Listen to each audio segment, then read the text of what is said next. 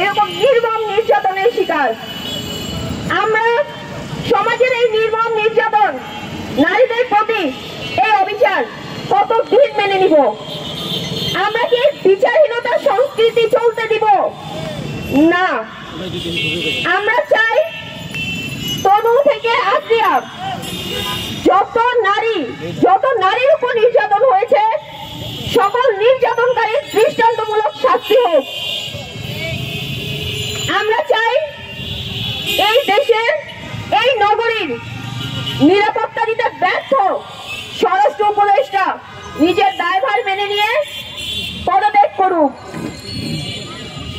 আমরা বলি এই নির্যাতনকারী, এই ধর্ষণকারী, এদের এমন দৃষ্টান্তমূলক শাস্তি হোক যেন আর কোন মানুষ রূপী অমানুষগুলো কোন নারীর প্রতি এইরকম নৃশংস দৃষ্টি দেওয়ার আগে তার অন্তরাত্মা একবার কেঁপে উঠে। আমরা বলি এই নগরীকে নারীর জন্য নিরাপদ নগরী হিসেবে গড়ে তুলুন। নারী নয়, এদেশের প্রত্যেকটা নাগরিকের জন্য নিরাপদ নগরী গড়ে তুলুন। আমরা বলি এদেশের নাগরিকদের আইন প্রণোদিত অথবা প্রশাসনকে বলি ন্যায় বিচার নিশ্চিত করুন। আসলে ন্যায় বিচার পাক, ন্যায় বিচার নিশ্চিত হোক। ধন্যবাদ সকলকে। ধন্যবাদ রাইসা ইসলামকে।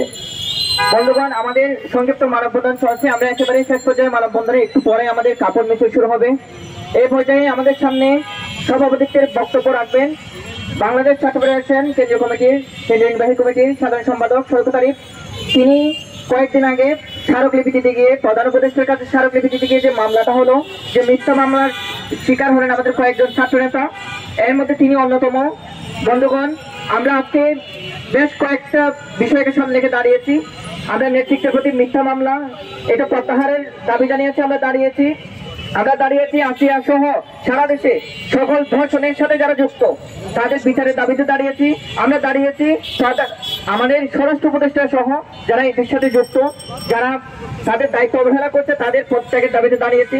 বন্ধুগণ, আমরা একেবারে শেষ পর্যায়ে আমাদের একটু পরে কাপড় মিছিল শুরু হবে সভাপতির বক্তব্যের মধ্য দিয়ে।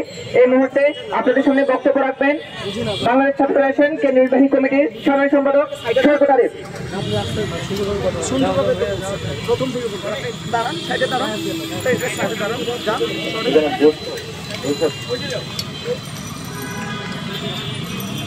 সংগ্রামী বন্ধুগণ, আমাদের সাথে